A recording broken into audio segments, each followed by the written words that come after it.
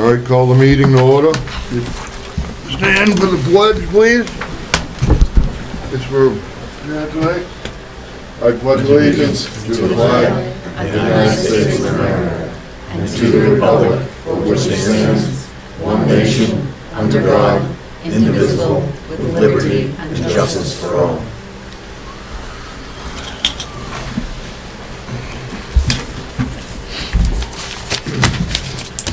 Everybody have a chance to look at the manifest? Are we all set with the manifest? Same thing as the checklist, still. Yep. Yes. We all set? We need a few minutes or? All right. Can I have a motion to accept the manifest? I'll make the motion. I'll second it. Motion second, all in favor? Aye. Aye. Minutes of the last meeting.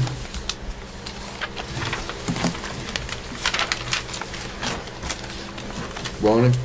I just have one correction if I could. On public comments, could you please insert that, Hold on just a second, Bonnie. okay. We got so many here. All right.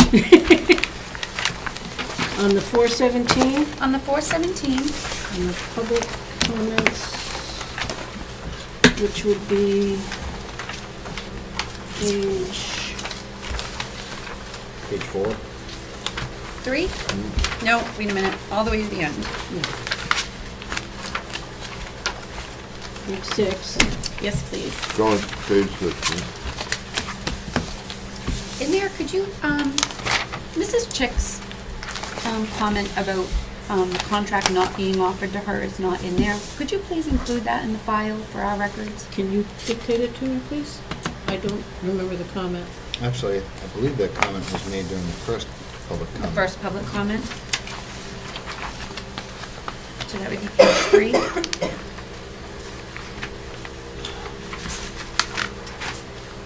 Page 4. Or page 4?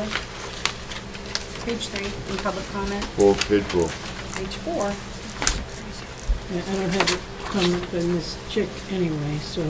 No, Mrs. Ruth Chick came in as representative for the cafeteria and stated that she did have knowledge that I did not make an offer of a contract to the cafe staff.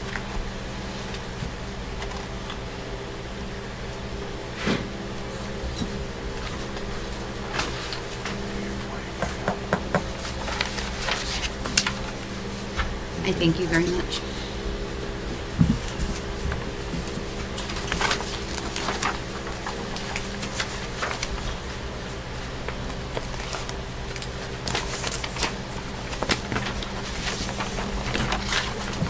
Do you want it in any particular order? Or just stick it in at the end? I don't 100% remember at what point she made it, so if you could please just add it, I would appreciate that. Okay. Thank you. The correct spelling of the law firm Yeah, I knew I Soule had is that wrong. S-O-U-L-E. And that is also reflected at the bottom of the first page.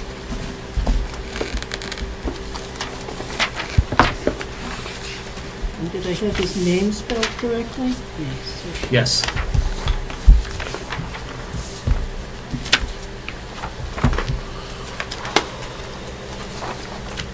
Okay.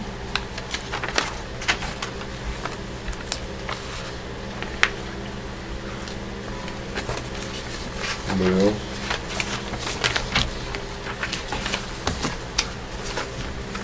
We can have a motion to approve the minutes of April 17th.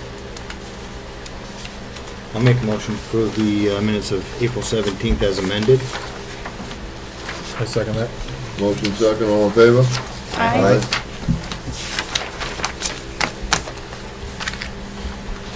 Any reason we can't do the non-public for April 17th now, or I don't believe so. a motion to approve the non-public minutes of April 17th? Oh, Go ahead. I'll make that motion. I'll second it. Motion second, all in favor? Aye. March 20th. March 20th.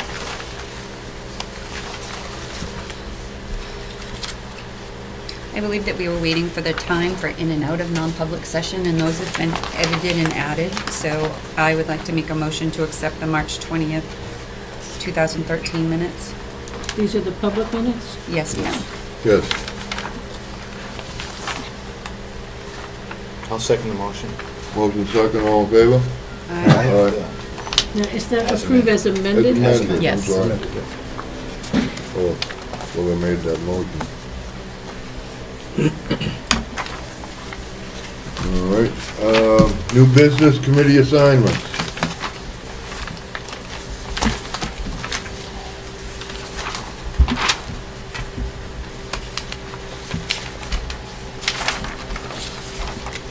You're taking them all?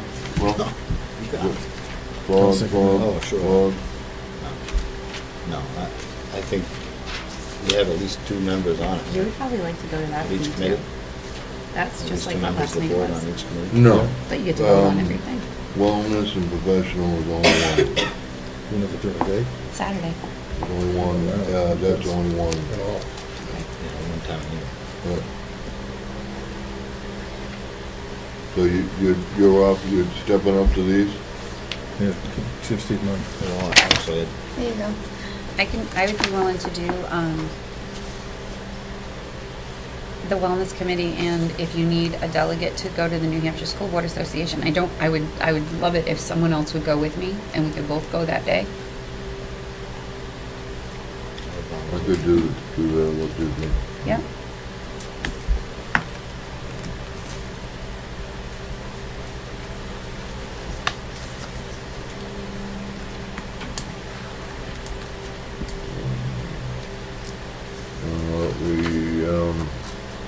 The Safe Routes to School, it's already Bob and Ralph, it is. huh? Safe routes to school? Yeah, Safe Routes to School.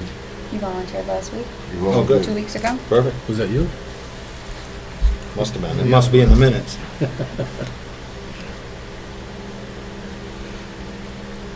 I would be willing to step up for the capital improvement project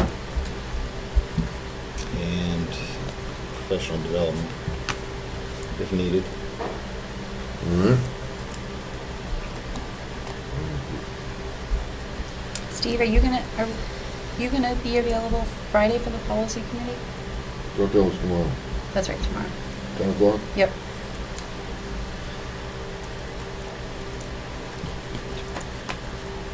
Steve, are you a member of the policy committee? Do I add your name to the committee? I thought so. Actually, we were gonna just do that as a whole, as a body, weren't we? But until then, we had a couple policies that we wanted to look at right away. Right. So, but, do we actually have, we don't really have an actual policy committee as of yet, do we? Or well, you are. Yes, I guess, beyond policy. All right, so do we need to have a motion for these, or it's just? Have you covered everything? Can we Motion? just go down the list and confirm? Did you get mine? I got 2 people talking on Go me. ahead. Did you get my page right there?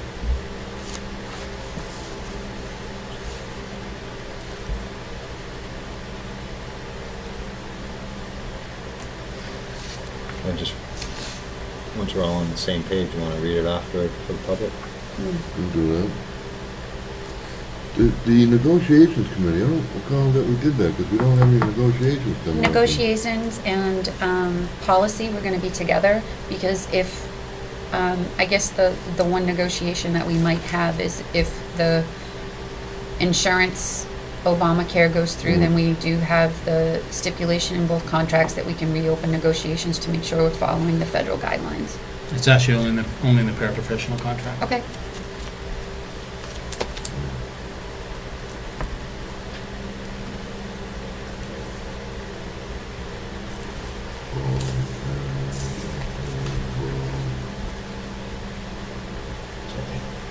Huh?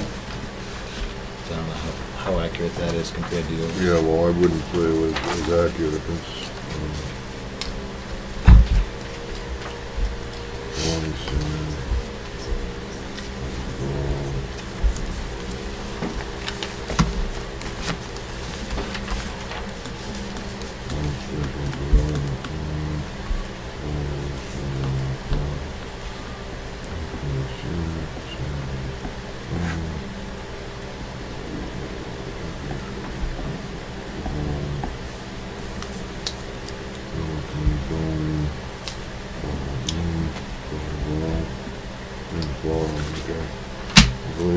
So, Can you read those off? I can. Super. The following will be the appointments to the committees. Budget Committee rep will be myself and alternate Ralph Fogg. Policy Committee will be Bonnie and myself. Negotiation Committee will be Bonnie Cyre and Bob Ouellette. Professional Development rep will be Ralph Fogg. Facilities Committee is myself and Ralph Fogg. Wellness Committee will be Bonnie Cyre. The New Hampshire School Board Association delegate will be Bonnie Cyre and myself.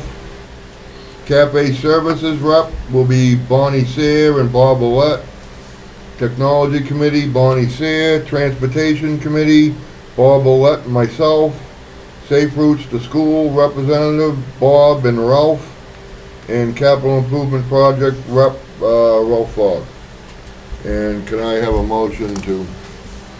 There's one more that you haven't addressed. You put it off 2 weeks ago, which was the SAU withdrawal committee. We didn't want to name anybody until the town was closer, right? Isn't there a time constraint once Well, somebody... As soon as you name the board members, then you have 30 days to have the 30 first meeting. So we remembered that, and we weren't Yeah. ready to name anybody yet. Right. Okay. I think, is it pretty important to make sure that the town is organized and ready to go before we name that? Well, there's two ways to look at it. One is you wait for the town to be ready, so you're ready to get started. On the other hand, if you name your members, then the committee will get started sooner, because it might put some pressure on to get people named. We've been a while since the voters elected to create this committee, and the work hasn't started, and it won't start till after you name some members. So it's up to you, but just realize as the calendar goes on, you're piling up work for whoever's on that committee. Right. But I think it's probably important to, a piece of that is addressing the superintendent's situation. So I think it might be wise if we have that figured out first. Okay. It's absolutely up to you. I just didn't want it to be forgotten. All right. So can I have a motion to approve the appointments to the committees, please? I'll make that motion. Second? Motion second, all in favor? Aye. Aye. That was the district separation. SAU withdrawal. Request for teacher hearing. Okay, you have copies that were just handed to the secretary of a request for a teacher hearing. Let me take you to where this comes from. There's an RSA that allows teachers that fall into a certain classification who are not renewed by the administration to request in writing a hearing before the school board and ask in the request reasons for failure to be renominated or re-elected. The teacher in question does not meet the criteria for having the right under the law to make a written request for a hearing. That having been said, you can meet with anybody you want and hear about anything you want. So the fact that the law doesn't give the teacher the right to even request a hearing. They have requested a hearing, and you certainly have a right to hear from anybody that you want. So you have the request, and it's up to the board whether or not they would like to schedule a hearing. Note that if you do, then you would need to provide for a hearing within 15 days of your receipt of the request, which is today.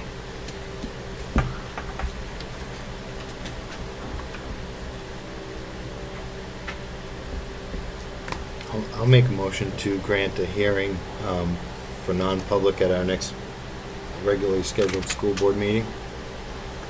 Well, actually, is this asking for non-public or public? Gotta be non-public. Okay, so non-public.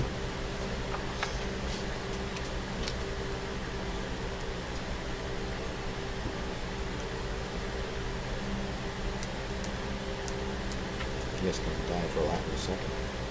No, I was just reading. Oh, I think people are reading.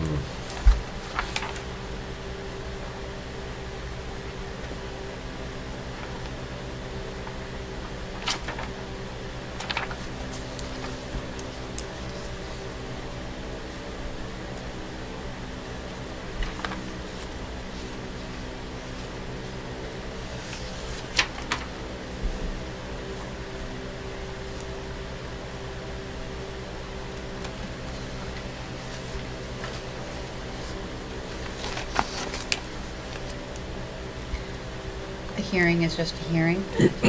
A hearing is- Information? A hearing is an opportunity for the teacher to request reasons for failure to be renominated.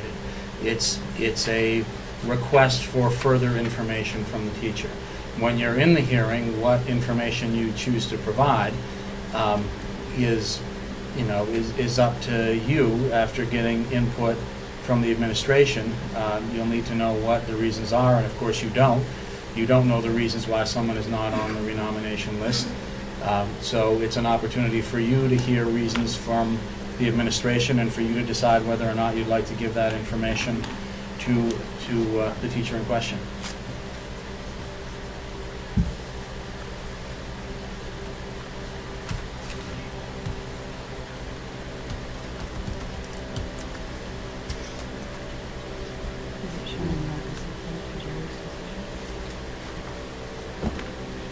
I guess I would say that. I have to say that I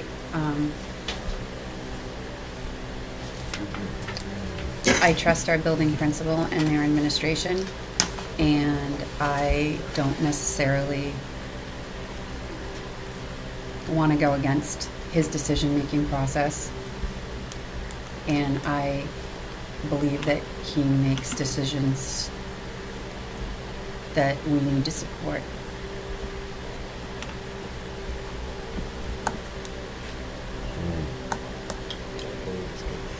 And my motion wasn't a reflection on anything like that. I hope that didn't come across it very well.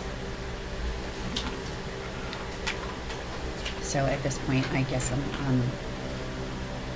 Won't for that, so if you call first.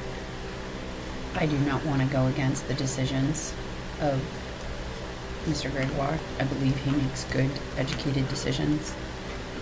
But I Actually, also, point of clarification, the renomination list by law is provided by the superintendent. Clearly that comes after input from the principal. okay. Thank you for that clarification. Thank you very much. I appreciate that. Any other discussion? I agree with Bonnie. Could you please speak up? I agree with Bonnie.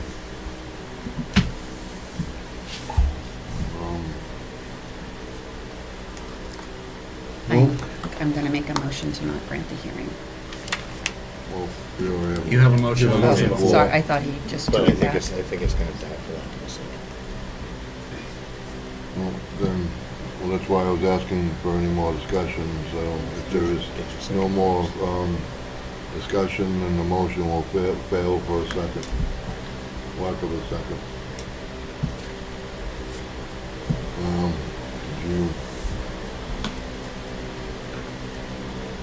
Did you have something you wanted to make a motion, or no? You all set? Doesn't have to read it. You all set? Yep. Review sealed minutes.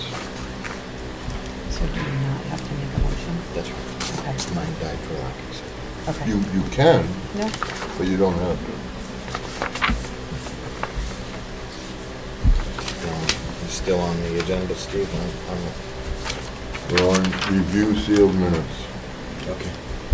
There's been some discussion in recent meetings about sealed minutes. It was only, I don't know, maybe 6 weeks ago that this board looked at its sealed minutes and determined which ones it wanted to remain sealed or not.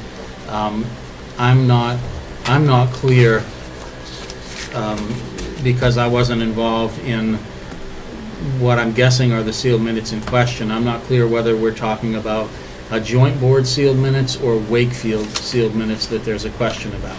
So just keep in mind that if you decide you want to open sealed minutes and you want to either do that at your next board meeting or schedule a special meeting for that purpose, you only have the authority to open your own minutes. You don't have the authority to open joint board minutes without it being by the joint board. And I made the recommendation to have this put on the agenda because I feel that we're an extremely young board. We have the maximum of 2 years at this point in time, or 1 year solid underneath our footing.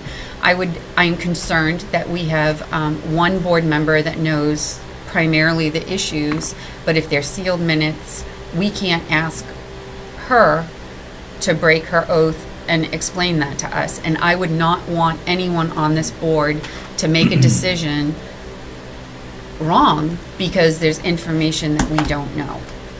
And to be successful and to make sure that we're making decisions in the best interest of all parties involved, I felt that it was important that we go back, and I'm not saying that we have to go back 20 years, but we should go back a set amount of time so that we are all on the same page and we all understand what we're at, because if we make a decision based on something that might be in a negative light, that will not shine positive.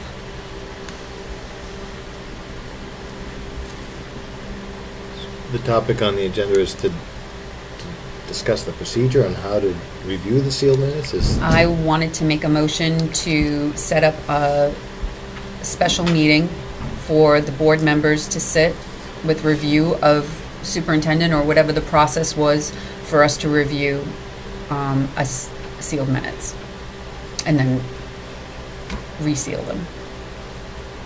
How many are there, you know? I have no idea. Depends on how many decades you want to go back. No decades. No decades, please. Yeah.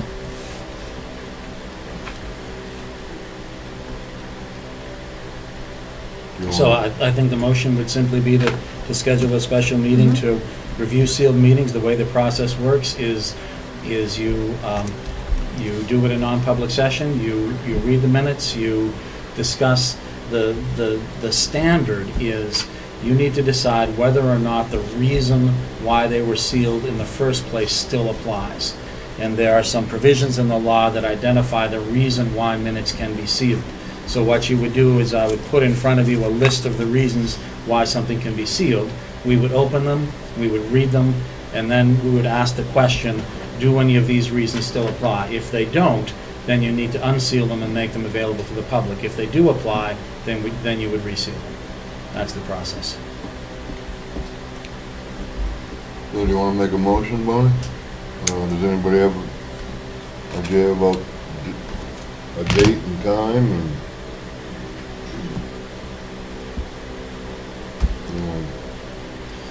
you want to do it really quickly? Or? I would assume that would be in the best interest of us. This week's taken up. This pretty week's much. taken up, but I don't Right. know.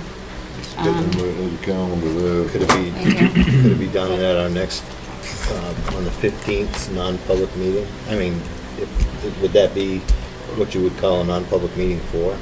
Well, I think- you already have a meeting on the 15th. You could go into non-public session for that purpose and not call a separate meeting if you want. But I think you're talking about a lot more time than our meeting constraints can withstand. Is there a motion on the floor yet? Not yet. So,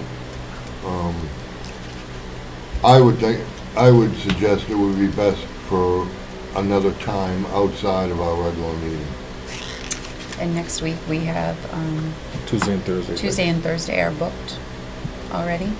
Since you don't have all of your board members here, I would recommend that if you vote to create it, then I would go back and send something out to everybody, and we'd identify a time, and we would post it appropriately. I don't think it's necessarily fair to set a date without all of your members here and having an equal opportunity.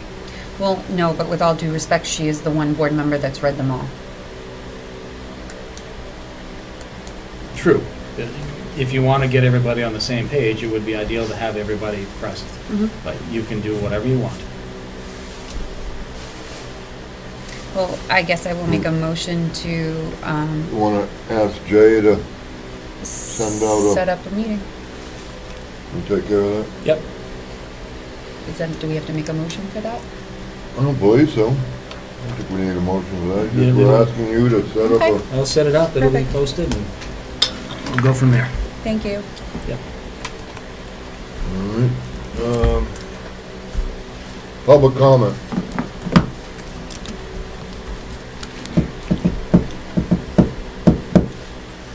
We're not going there, Priscilla, We're not going where? where I think you're going. How do you know what I want to say? Well, because of your request to the SAU, we're not going there. I have a question. Is it something new? Yes, it is. Go ahead. Bonnie, have we talked by telephone in the past year?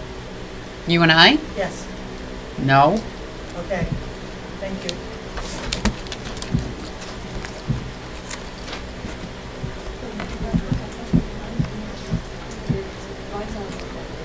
I just wanted to clarify at the last meeting, it started off and I was late, so I only caught it on camera. You said that I had said that there was a concern about some children living out of district. And there was some talk about names were named.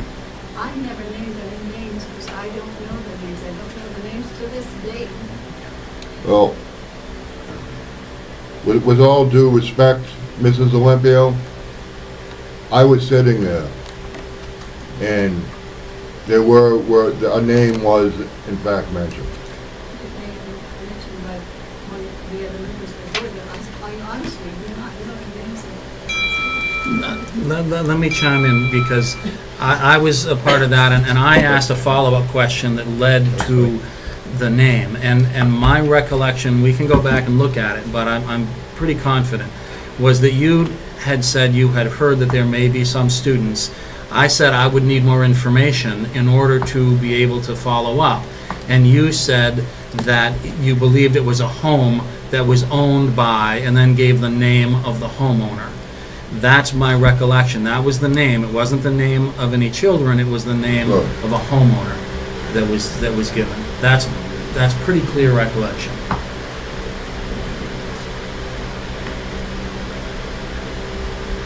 Is it the landlord of landlord's name? Not the way you remember it? No. And there was a street address Right, right. also. She did say landlord. If you would have offered me $1 million, I couldn't tell you. All right, thank you. Judy? I have some concerns about a pattern that seems to be emerging with some financial issues. And if you'll just give me a minute to review them. On April 3rd and April 17th, you discussed the well pump to be replaced in the pump for the field. And Steve, you asked if the money was available now, and Jay said yes, that Bob had identified it in the existing year's budget. Actually, that is $10,000, and it's in next year's budget, which would not be available until July 1. Can you clarify that? On 4/17, the math program was brought up, and Jerry said the math program will be purchased before the current school year ends. And that's also an item, it's $50,000 that's budgeted for next year, not this year. What I said, Judy, was that I would look at buying the teachers' editions out of this year's budget so that we could prepare the teachers and they wouldn't walk out of here and they have the materials brand new to them in mid-August. But look at at least the teachers' editions was a statement I made, not the whole program. Well, no, it was actually a math program. I very clearly said the teachers' editions and clearly said the reason why. Respectfully disagree with that. Okay. You said the reason why, so the teachers Yeah. could become familiar with the math program, but you did say program. So if it's the math, I think I also made, teachers' additions. again, I think I also said it was specifically the teacher's additions, but On 4.3, there was discussion about the boilers. And Bob Adams had said, Steve said, that Bob Adams had said the 2 gas boilers have enough capacity for the whole building, and asked for an estimate to tie the old and new building loops together, and that it would cost approximately $25,000 to $30,000 for a new boiler. The last addition, which is the junior high section, we were told that that was close to maxing out the building, those 2 gas furnaces. And I know that Bob had talked about doing this in facilities meetings, but he was going to do it as a backup system. He was going to tie the 2 the loops together, so the whole building would be gas, but it would be more of a backup system if they went to a wood pellet system. The architect has also told previous building committees that that furnace would not be big enough to do the whole building. And the actual cost of replacing the boiler for that section of the building, I believe, was $12,500. The 2 big ones upstairs was $25,000 apiece, but that one was $12,500. And there's no money available for this in this year's or next year's budget, and the warrant article would not allow you to spend that money on tying the 2 sections together, because the warrant article specifically says to purchase new boilers. So I was wondering where that money was going to come from, if you did decide to do that. Also, I noticed in the administrative notes in this week's package, and I didn't even notice when I walked in, Jerry mentioned that the trees were being cut out front. Was that done? I didn't notice. they were done, yes. That's an item that was in next year's budget that doesn't start until July 1. And also, the copying machine was discussed on 4.3. And the copying machine is scheduled for next year's budget in the amount of $3,000. So just from sitting home watching this over the last several weeks, I'm starting to see a pattern of what was budgeted to be spent next year actually being spent this year. And I don't think that's the right way to do things. Well, the warrant article concerning the boilers, you said boilers, so if they were gonna buy 1 boiler over here, would it be violating that warrant article?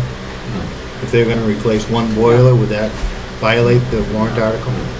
But you did say boilers, so I'd there's, have to look at the warrant article. I believe it says boilers because there's more than 1 boiler in the building. The budget process is to make sure there's adequate money for anticipated expenses. The budget that was passed last year for this year is a bottom line budget. It does not limit the school board from moving money from one line to another to meet specific needs. So there's nothing in the fact that something was in next year's budget that precludes the board deciding to do it out of this year's budget. It means that there would be money in next year's budget that may not be necessary for that function. There may be some other function that comes up. It's not the case that putting something in a year's budget means it can't be done in another year. It's a bottom line budget, and the board has the authority to spend money where it sees fit. Well, they certainly have the authority to do it, but that's just not the way it's been done. I think that you're taking the surplus that's supposed to be turned back to the townspeople at the end of the year and using it for items that you're supposed to be doing next year, which then creates extra money to do whatever you want with next year. I just don't think it looks appropriate. Well, to speak about the tying in of that, me, Bob Adams, Joe Williams, Jerry, we went up to the county seminar about the wood pellet boilers, and we had a conversation. Bob Adams stated that the 2 boilers had plenty of capacity to handle that other loop. Now, also in part of that discussion was the price between oil and gas. So, I heard the whole, yeah. right, it's almost like $2 a gallon. So I cannot foresee why anyone would want to delay that, trying to save $2 a gallon on fuel, not to mention doing away with a 3rd boiler. So I don't get why, because that's going to be a huge, if that could be done this summer to be up and running for next heating season, the taxpayers are going to see a significant savings. I just think that you should compare the price of what it's going to cost to do all that work to loop the 2 systems versus what it would cost to just replace the oil burner with a gas burner, and then you're still heating the whole building on gas, plus part of your building still has heat. If the other boilers go out, if those 2 boilers go out and you're heating the entire school with it, then you have no heat in the building whatsoever. But if you still retain a gas, I strongly suggest, and we talked about, switching it over to gas instead of oil, but having it as a separate burner so that there would still be heat in the building if the other burners went out. It's just my thought on it. Right, but I don't think it would cost any more to put a new furnace boiler in there than it would to do all the work to loop the 2 systems. No, I think it's going to be more than It's just my Right. observation, that's all. With all due respect, I'm concerned about the same issues that you are, and I think that asking Mr. Adams to look into it and having people come in and evaluate the system is the step that we asked to be taken, as well as on the well pump issue on the 4th and the 17th. What we've done is we know that the monies aren't available until after July 1st, but we want to be prepared to do that project so that it can be up and running. So we are looking at bids so that we can be prepared, just like we're asking Mr. Adams to prepare and have people come in and look at the system to evaluate what would be in the best interest of the heating system as well. Well, if you're not making yourselves clear then on the TV, because it was said that actually on 4/3 at 35 minutes and 45 seconds, it said that you'd be repairing the pump in the spring. Well, we apologize for that. That was an oversight, and that won't be done until July 1st. I had a couple other things, but I didn't know if anybody else had. I just wanted to know, if putting those 2 together, is that going to overtax the system? It has to be evaluated. Well, like I said, we attended that seminar and we had a discussion, and Mr. Adams told me clearly that those 2 boilers have plenty of capacity. Well, it's on the agenda later on, I noticed, so maybe there's more information about it. Possibly. Liz? I wondered if anybody had time to check the Wakefield town report to see the line where the generator is still in place with the trustees of the trustees. Andrew? The generator question we talked about. I'll be requesting that money to return to the town this month. The DRA suggested we keep it in there until the year to collect the interest, and that'll be part of the June 30th fund balance. I'm sorry, I didn't quite hear you. Speaking a little. The generator fund, trust fund, will be closed out either this month or early in June. And they suggested that we keep it at the bank until the end of the year to collect interest. that'll be available for the town in the fiscal year 13 fund balance. So that money will be returned before June 30. Same as the other two line items that were voted to close out. The architectural one and the one of the school. And all three of those will be in the fund balance by June 30th.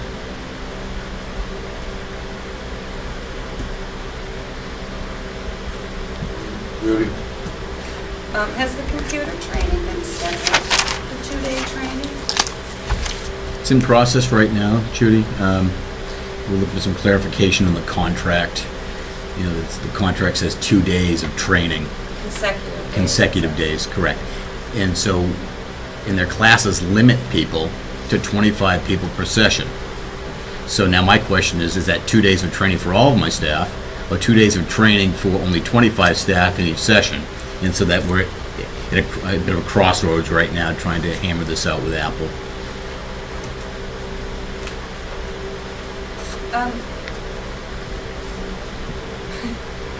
The second survey that was supposed to go out to from Cafe Services, has that been done?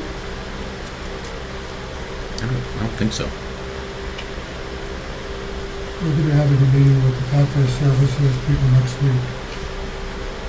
I thought that was their obligation to do a second, they obligated to do a second survey. I thought it was in April. Andrew, will you add that to your agenda for the meeting with them next week? Thank you. And I noticed on the expense report that we've spent $166,992 to Cafe Services, and our revenue is so far for the year only at $80,000. I was wondering if that $80,000 included the fresh fruits and vegetable money, which is I think 17. That 80,000 is just the monies collected from the students for lunches and breakfast. And where would you report the 17,000 for fresh fruits and vegetables? It's considered a grant. I forget the grant name, but part of the grant report. It's a grant? There's a fresh fruits and vegetable grant that all the expense and revenue is collected in. Could I get a copy of the Cafe Services and the profile bag statements for February and March?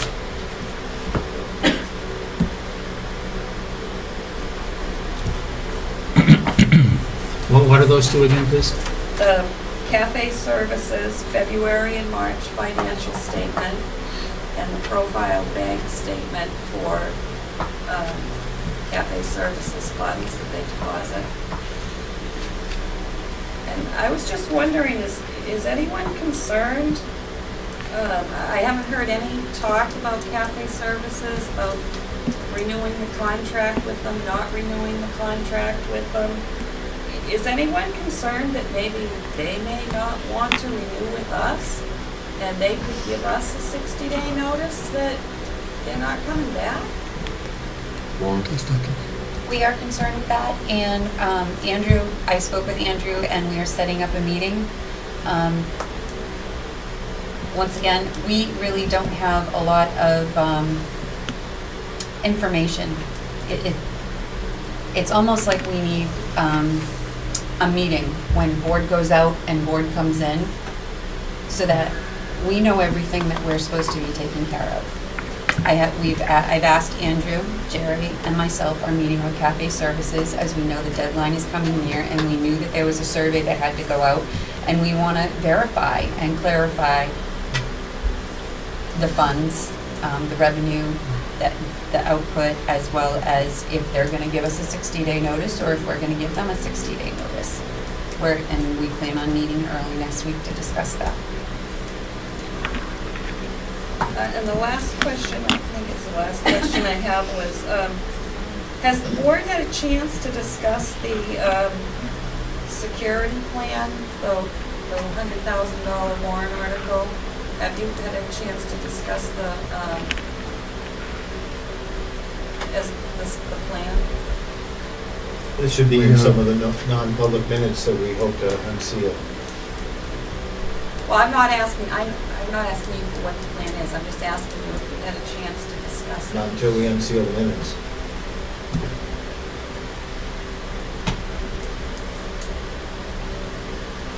All right, correspondence. You have somebody else that wants to say something? Go ahead. Okay, this has nothing to do with your denying my request to have a non-public, or you, Chair, denying my request to be on the agenda. This is an observation. I just want to say that your last meeting was the most atrocious example of obvious pre-planned, outside of a board meeting, All right, we're not case of going there. railroading You're by done. at least 3 members of the board. What you're doing is despicable. All right, thank you. And I hope the citizens of Wakefield see Just through put- your charade. We're gonna suspend the meeting. When, I told you, we're not going there. I wasn't going there. Yeah, we're done.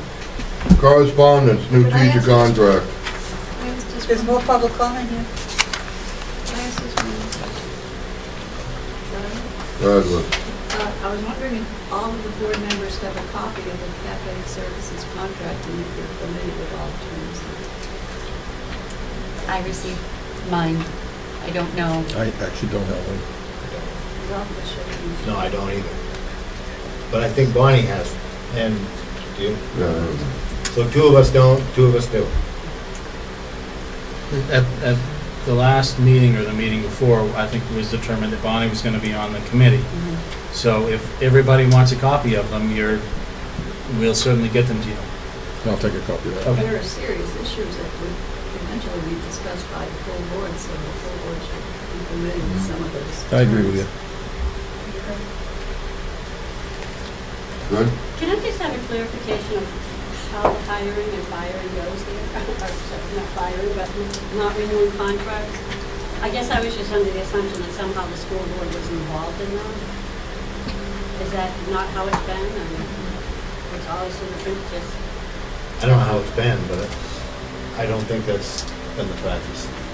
Want me to address this? Yes, Go ahead. Yeah, because I'm just not sure. I mean, Well- I think I've just always assumed that the school board members were involved with... The school board members are involved. How different positions are hired are different. Can you narrow it down for me? Well, a teacher being, not Okay. having a contract renewed, I'm just curious. I'm the first to admit that I don't like all the teachers here on any given day, meaning I may not get along, but I'm also the first to admit and look at my kids and say, hey, did that person get their job done? Well, isn't that amazing? That's why they're here. You don't have to like someone to. So I guess I assume that was a group of you, which to me is more comforting to think it doesn't become a personal issue, or, you know what I'm saying? That there's more involved than just a one-on-one where there could be a conflict that somebody doesn't love somebody the right way. And Sure, I can address that for you. When there is a vacancy, the positions are posted. We post all of our teaching jobs on Ed Jobs New Hampshire. We also have to post them internally by our collective bargaining agreement. Which gives internal candidates an opportunity if they want to apply for a position. Depending on the position, we might advertise it more broadly than that. The building principal or his team put together a team to review applicants, to make a recommendation. The recommendation comes from the building administration to me. If it's a special education teacher, there's also involvement of the special education leadership. The nomination then, assuming that I agree with it, I bring it forward to the school board. It's a nomination in non-public session. They get a form. They get the same form every time. It has the person's name. It has their education. It has their years of experience. It shows where they are on the salary scale. There's a standard set. It lists the references that were called. There's a standard set of information, and that all goes to the board. And then the board votes either to accept the nomination or not to accept the nomination. When it comes to teachers not being renewed, it's very closely ruled by state law. If the person meets, there are 2 groups of teachers, if you will. one of them has not yet had as many years of experience as another one, and it gets more complicated than that. But there is Group A, which does not have as many years of experience, and that if a person is in that group, then when the superintendent nominates teachers to the board for the following year, if that person is not on the list, then the board cannot hire them.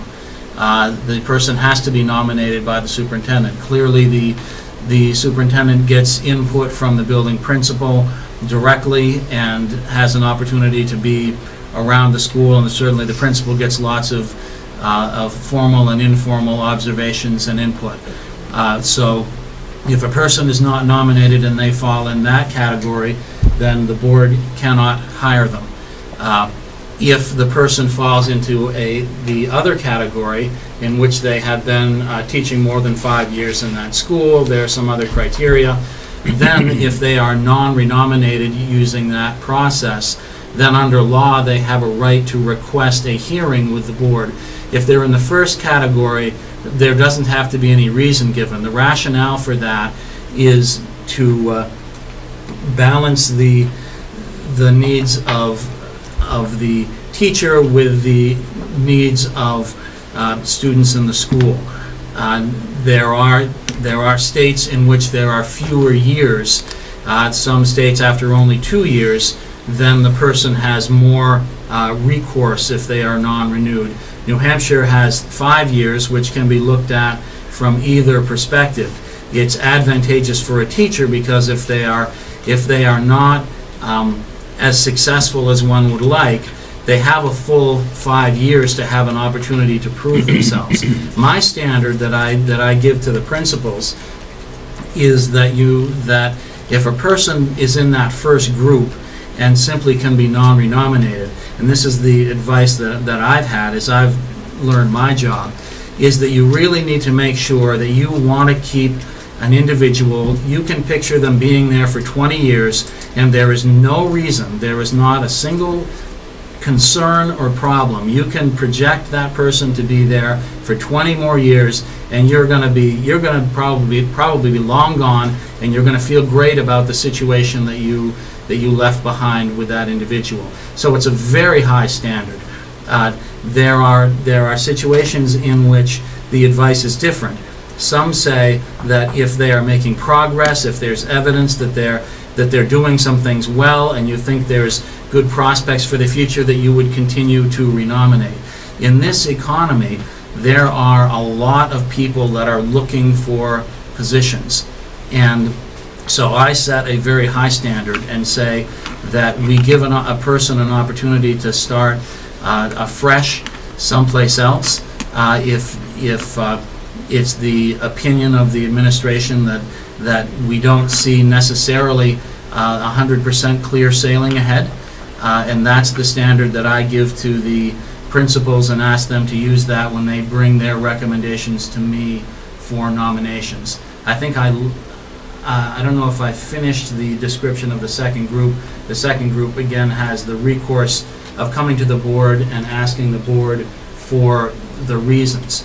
The board, if they accept that, may choose to give reasons, and the important thing is that the reasons not be illegal reasons. If there is an illegal reason, then clearly the non-renominated person would have recourse if there was an illegal reason. If there's not an illegal reason, then it simply gives the person some feedback. Hopefully your administration has given any individual in either category that's not renominated direct and clear feedback through the year, so they would have some good knowledge of what concerns might exist. Is that helpful? Yeah, so I guess it is. But I mean, basically then, if it's under 5 years, it's up to the principal to make the decision, and he presents it to the superintendent.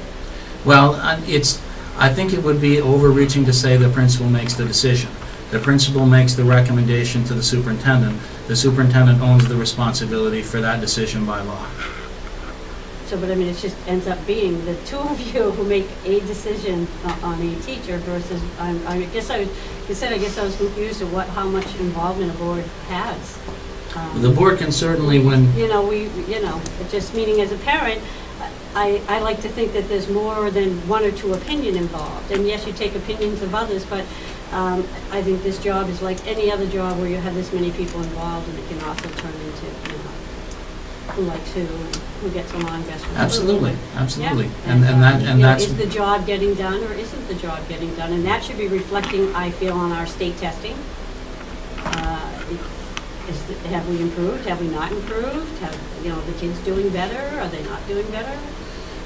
right, there are lots of different ways to look at individual teachers performance. go in or out. I mean, I know everybody has a set after-school day, but I know for a fact, there's other teachers that they will accommodate kids and be here for them in the morning if need be, so that they can play on their sports, because they realize that's important to the kids. And, those to me are the kind of teachers we need to have here, who are willing to be here in the morning if that's what it takes, or meet parents in the morning if that's what it takes, set up lunch things. Those are positive traits, definitely something we like to see. Judy? I guess I'm just wondering what the ground rules are here. I watched a fellow board member be criticized for over an hour at last week's meeting. Sorry, Judy, we're not going there. I just want to know what the ground rules are. Excuse me, we're not. Are we not allowed? We are not discussing that subject. I'm not discussing that subject, but Well, no, not last week's subject, but if a member of the public has a concern about any of the other board members up here, that's not allowed. I can remember in the past when you and some of your fellow groups came in here and previous boards listened for hours on end as you gave your opinion. And you're not allowing the public to do that now? No. No. Anybody else? Well, yeah. Do as I say, not as I do? Unfortunately, now I do have a question.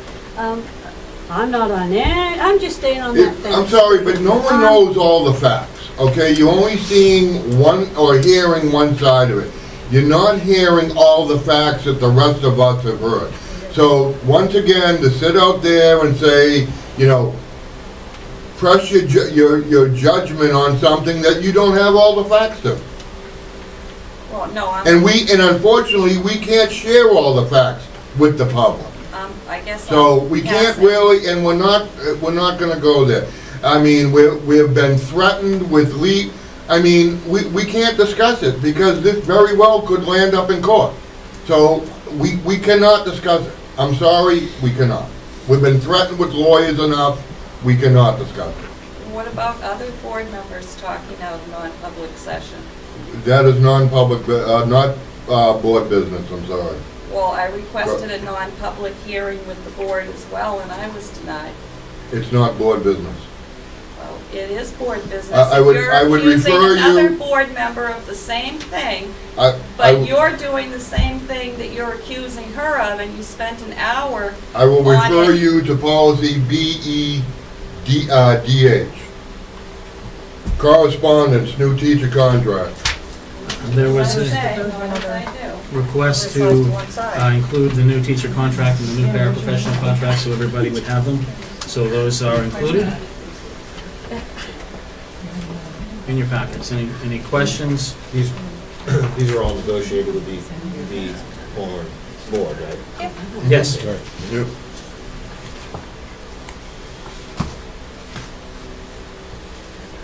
Anybody have any questions? I guess in the teacher's contract, how did we set ourselves up so that if Obamacare goes through, we can... $20,000. Okay. There, that... Well, I saw that, but are there any chances that it could be more than that? Could you please show exactly what you're looking at so I can...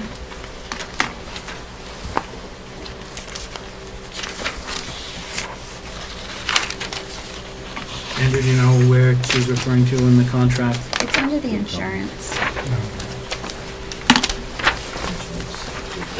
Page 14.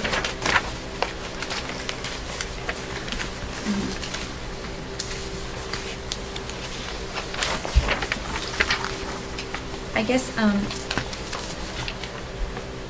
I didn't see that there, I've read the contract, I guess, I was concerned, like, in the para contract, that we had that provision that said that we could reopen the contract if we had to. Okay, hang on, because you referred to the teacher contract, and I'm not seeing anything in the teacher contract. Are we in the teacher contract or the para contract? Just so I'm... Well, I'm referencing the two, and I know that they're two totally separate, but I guess Okay. I'm concerned, well, I'm wondering, I have faith that the old board negotiated a good contract. I guess I just wonder what do we do in case I'd be happy to answer the question, I just need to find it. I don't see anything on page 14 that references... I think that's the question, that's the concern that I have. The difference between the contracts, and I'm going to try to skirt around not talking about negotiations, but talking about the contracts. And Andrew, please help me, because you've been deeper in this than I have. There are two situations under the healthcare law that can result in penalties to a public employer. One situation is if you don't offer insurance at all, and the other situation is if you offer insurance, but the amount that the public entity, doesn't have to be a public entity, the amount that the responsible entity contributes does not make the health care affordable under the definitions defined by law. It is the interpretation of many in New Hampshire that what Wakefield School District offers to the paraprofessional, which is the right to buy into insurance, qualifies as offering insurance. The teachers clearly are offered insurance, so that penalty would not apply for the teachers. The other one, which is whether or not what you offer is affordable, it's my opinion that the amount of contribution that the school district is making to teachers' health insurance makes the teachers' health insurance affordable and likely to be affordable, regardless of how the federal government defines affordability. The question is with the paraprofessional contract, because there is no local contribution to the paraprofessional's health insurance, it is, I would say, likely that that when the procedures are promulgated for implementation of the law, that it's possible that what we offer, which is no contribution, is going to be considered not to have met that requirement. Okay. What the penalties might be is not clear yet, but the negotiating team and the paraprofessionals trying to work it out have a mutual interest in making sure that Wakefield taxpayers' money is supporting employees, not supporting penalties, to the extent that it's possible. So since there was no clarity at the time, there was an amount of money put in as an estimate, and a provision put in that said that either party can reopen the contract. At that time, there wasn't, the regulations hadn't been completed. So until those are completed, it was impossible for either side to really know what was needed in the contract. That's why the teacher contract is clear and the para contract has the reopening clause. All right, thank you. Can I clarify something on the penalty? Would you like to add anything to that, Mrs. Nason? Can I add something? Please. The penalty for the non-affordable is if the cost of the insurance to the employee is 9.5% more than 9.5% of their household income. As a school district, we don't know that because we don't know what their household income is. The only way we would get penalized is if the employee goes to the exchange and is offered insurance with exchange at a subsidized rate. If they don't go to the exchange and are not subsidized, then there's no penalty to the school. Okay. In short, it's complicated. They don't know what's going on with it as of yet themselves. Okay, so we take care of those two. You need motions to approve these contracts? No, they've been Already approved. approved. It's just discussion on it. Yep.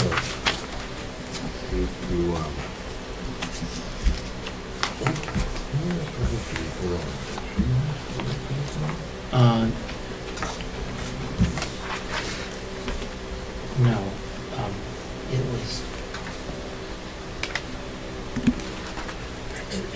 was given to you, to the board as non-public, but there was nothing in it that qualified as non-public. Right. So it appeared that the response needed to be in public because it didn't Oh, okay, qualify. all for right, non-public. okay, I got it. But we're gonna have to hold off because after response. I mean, I have it on my phone, but you want to go off it from that, or? It's your pleasure.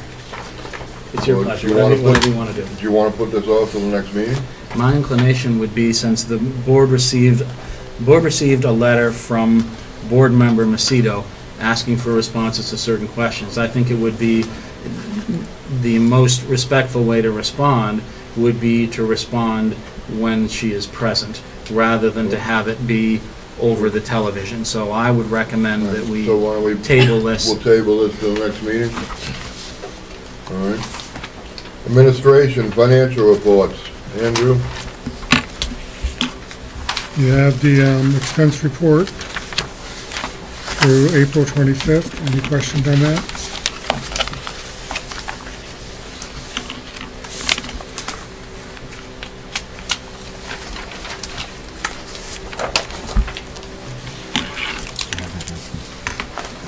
Yeah, that's what you.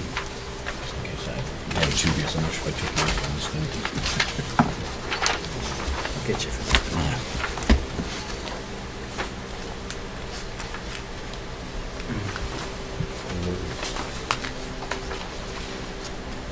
May I speak to you? Yes. I did want to say that I took the time last week to read over the annual audit, and you and your staff should be congratulated on the wonderful you did last year. Your audit was very clean. Thank you. Ditto.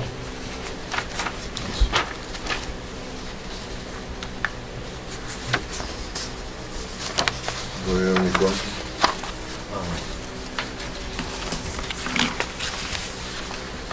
Sure enough, she's doing some overtime. Looks like she's overextended it. Well, given all those investigations on the residency forms, I would imagine he probably is. So, was there 6 more weeks of school now? Something like that? Yeah, more or less.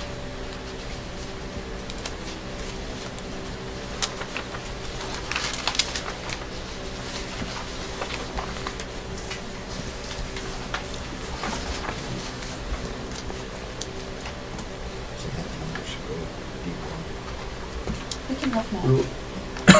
What about the maintenance care or building and maintenance, Andrew? Over on that? Care of building and maintenance, the 3,377. Yes. I have Bob looking at that, at all the maintenance lines to see what's going on. I think some of the overage was approved, but I'm looking into that.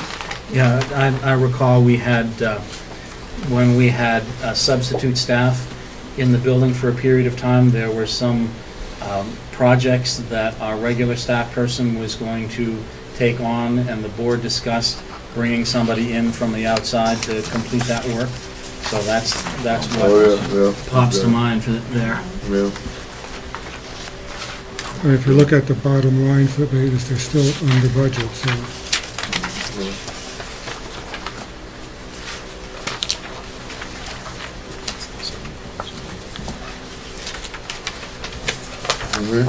Anybody, everyone else on expense report?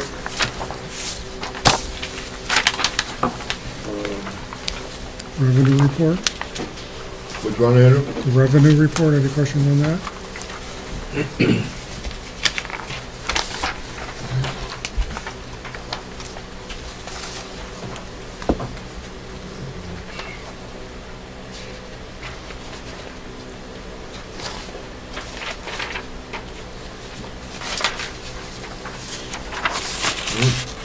Almost there.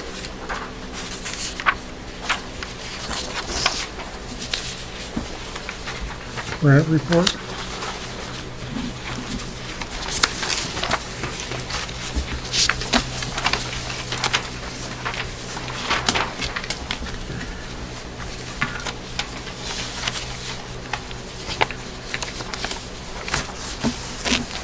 Something that would be helpful if the board could keep in mind, if you have any questions on any of these reports, if you could shoot me an email before the meeting.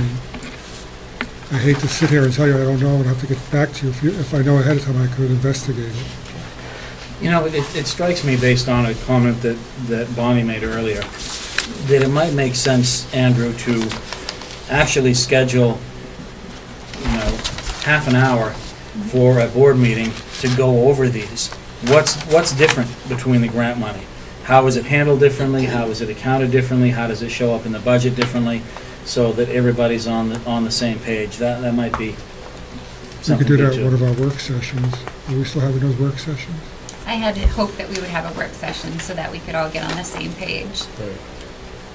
Because there would be a time and place we could talk about that. Maybe we can make that in the same work session that we do Okay. the non-public minutes. That would be great. So you wanna add that to the non-public, Jay, make it a non-public and Andrew, and you had stated earlier that the fresh fruits and vegetables was a grant. Yeah, Is that not listed here, though? Yeah, it's grant 440. 440? It's not on this grant report because it actually gets rolled into food services, the DO, when I do the MS 25, the DOE 25. Okay. Yeah, why don't we sit down and plan and bring a copy of the MS-22 and the MS-25 and talk about just the whole process from beginning to end. I think that would be really good for everybody. That would be wonderful. Okay.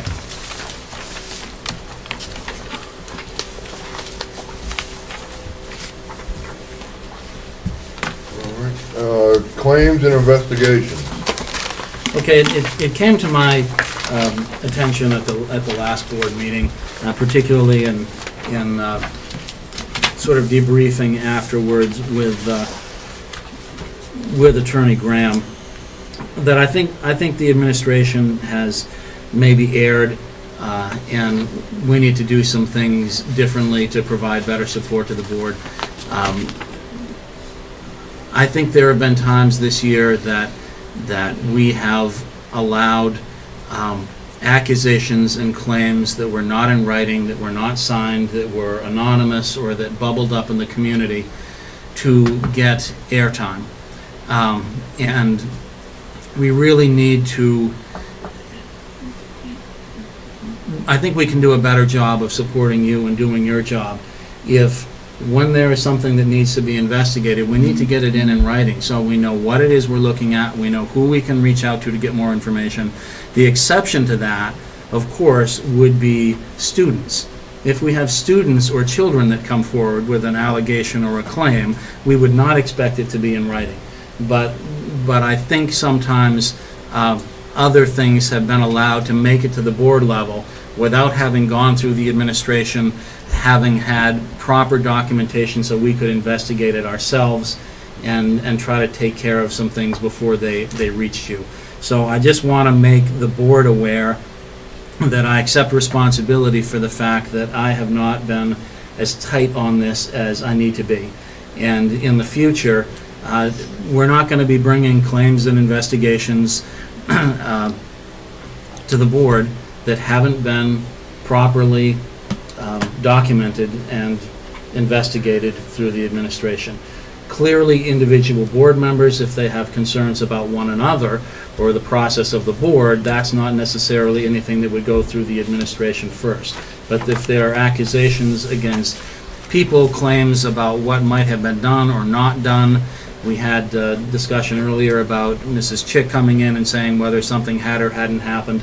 No, the allegations in the first place should have been put in writing, submitted to the administration for investigation, and the administration would have investigated and brought the board the information that it needed.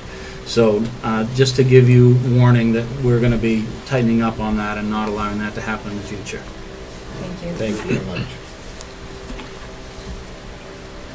Paperless meetings. Andrew, you had a handout on this? Paper handout. A paper handout on paperless meetings.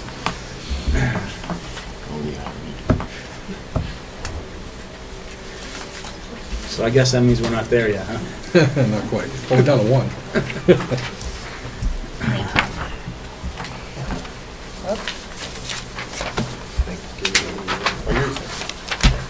I give them another one. No, we're good.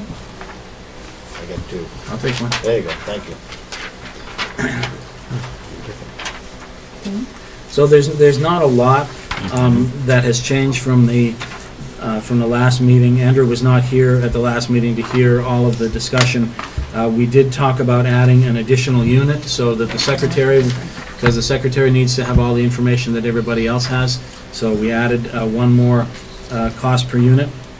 Are there other questions or things that folks would like Andrew to investigate? Well, what I don't see here is, say, iPads. I talked about the iPad. If you used an iPad, you wouldn't be able to work with Excel files or Word files. You could probably get an app that will let you be able to view them, but it'd be very difficult. You'd be popping back and forth between numbers and the alphabet, because how the iPad works. It doesn't have a keyboard, and really to work with Excel, or Excel more so than Word, you really need a keyboard, or you'd be taking you hours to do anything on an iPad. So the question is, if what you want to receive is the finalized board packets, then an iPad is fine, because you're not going to be changing anything that comes out that's on the agenda anyway. But if you want to be receiving documents that you might want to work with, when we put stuff out for the meeting, it would come out in PDF or in some final form. But if you wanted to be able to get Excel documents that you'd be able to work with, then the iPad might not be practical. Actually, the cost of a PC is not that. A PC is not that much more than the iPad. The iPad's are $499, where the PC is $750, or the laptop, I should say. It's the Macs that are very expensive. Okay.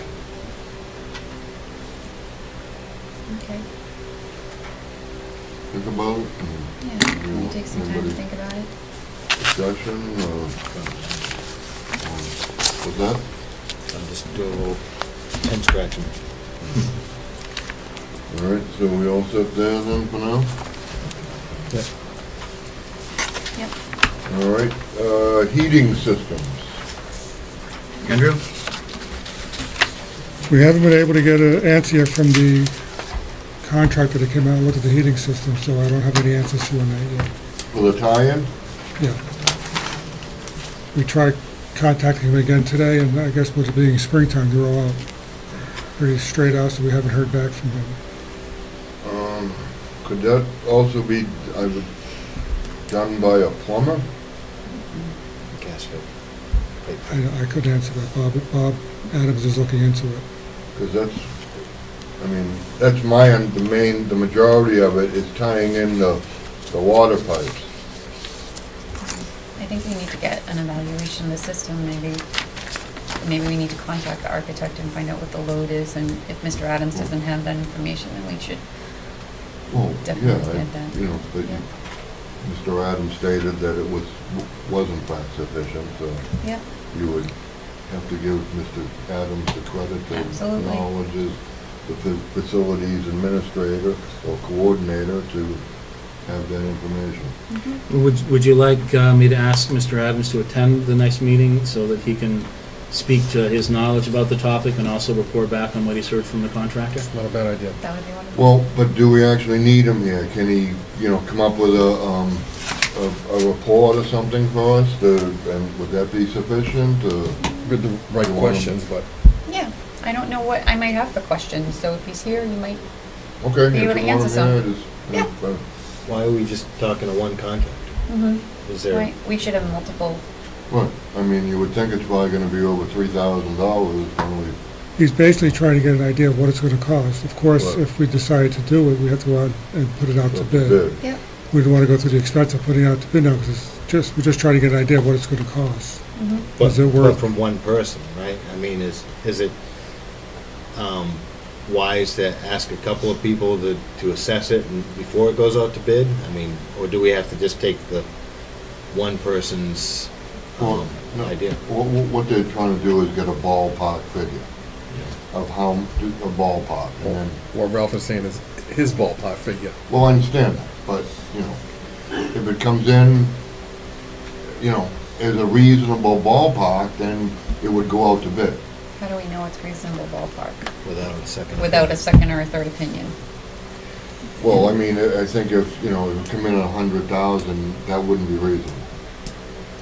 There's no advantage to someone to come in and give you a ballpark figure that is not somewhere near where they would bid the job. Mm-hmm. And when they bid the job, there's going to be competition from others. And if others come in with a lower bid, you have an opportunity to take a lower bid. My experience has been, if you ask multiple people to come in and give you information on a job, and then you never decide to do it because the cost is too high, those people get frustrated with you pretty quickly, and they don't want to keep coming in and spending their man hours evaluating a project that you're not even going to do.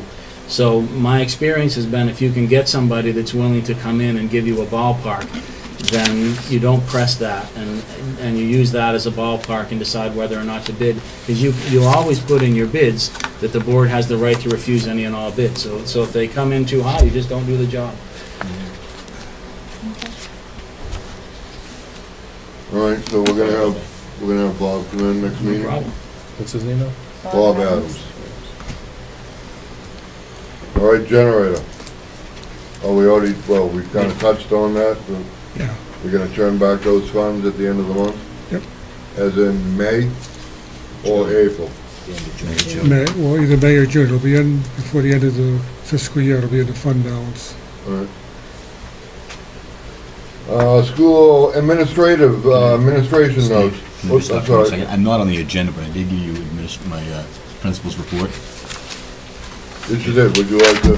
No, I don't want to go over. I just wanted to, you've already had a chance to look at it. You've also seen the numbers for the April enrollment on the back. I do have one thing to bring to a request for you.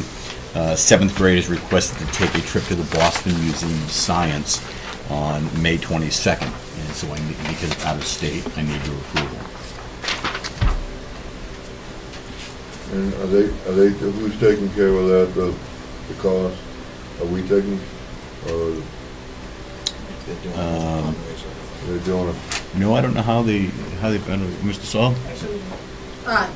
Because they have the money in their student activity. The student activity accounts? Yeah. Okay. Is there, are they gonna give us like one of those forms like the 8th grade did? I have a form here. You don't need to sign it. Okay. It's just more for my information to give to you, but it is, again, what it says on here is the teacher who's making the request, the team that's going, the number of students, 57 students. 10 chaperones on the 22nd, leave at 8 o'clock in the morning, and be back at about 6 p.m. And I've approved it so far. Can I have a motion to? Did we have a concern at the last meeting, a parent actually saying that they were concerned about the bombing and stuff like that we should contact some authority in Boston through our... And it's my practice when we go to a larger venue is to look at what are rally points. What would you do in the event of a fire? What would you do in the event of some kind of disturbance that would be outside of the norm? Where would you go if you've got, when you're at the Museum of Science, obviously you have small groups that are off in all different directions, and to corral them all, you're certainly not going to run through the multiple floors of, say, the Museum of Science. When 8th grade goes, they're going to be in multiple venues throughout their trip, and what are their rally points going to be in the event there's an emergency? That's one of the things I typically have done. What I believe I mentioned at the last meeting was that we could perhaps consult with Wakefield Police Department and share the itinerary with them and ask them if they had any specific advice about whether or not they found it to be unsafe, or whether or not they had specific suggestions to improve security of the trips. So if you could I can do that also. that would, I think that would make me feel comfortable. I make a motion to approve the trip. I second that. Motion second, all in favor? Aye. Abstain, I guess. Okay, 401. Good child involved, right?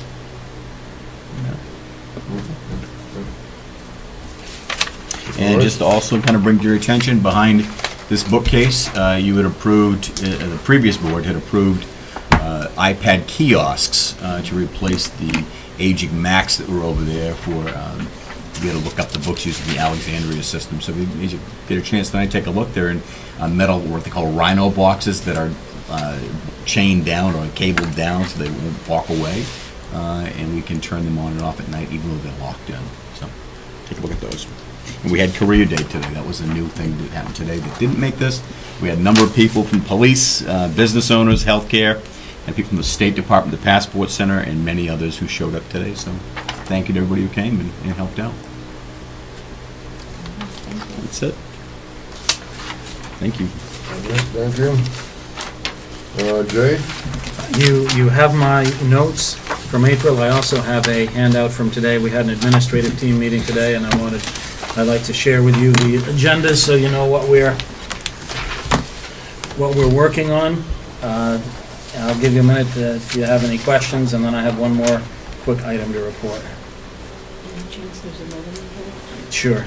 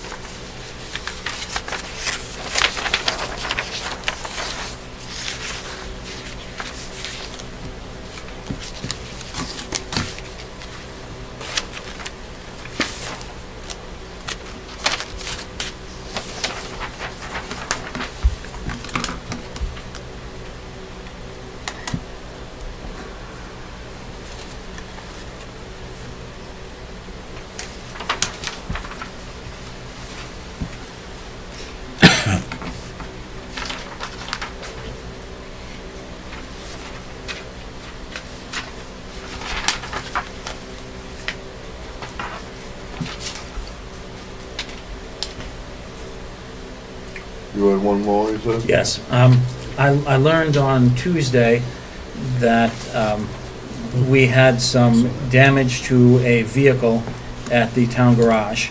The police department has been involved. They've come out and are working on a report. They reported there have been some other vehicles in the area that were not ours that have had some damage. There have been repairs because we needed the vehicles. The repairs to the vehicle cost $942.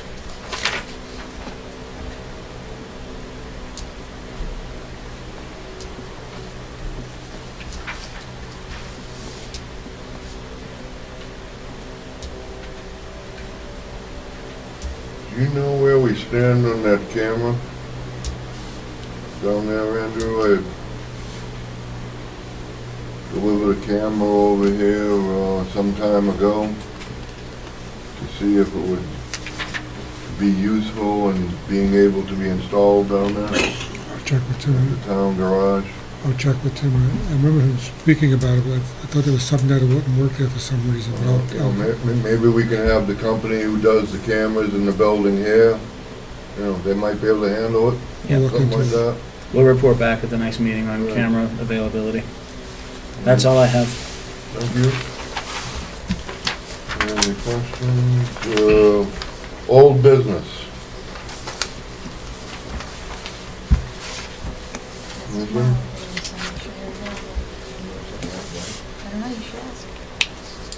should ask. Jay, the professional growth committee meeting tomorrow, where and when? I will email you tomorrow and let you know. It is tomorrow, so he's, If it's earlier than your email, I might miss it. It won't be earlier than the email. Okay. They're in the afternoon, because they're after Oh, okay. teachers become available in the afternoon. Okay. So it's an afternoon meeting. But it would probably be here at the school?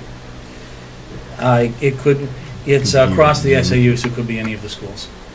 Okay. When do you want to know? Shall we say by noon time? By noon would be good, yes. Okay.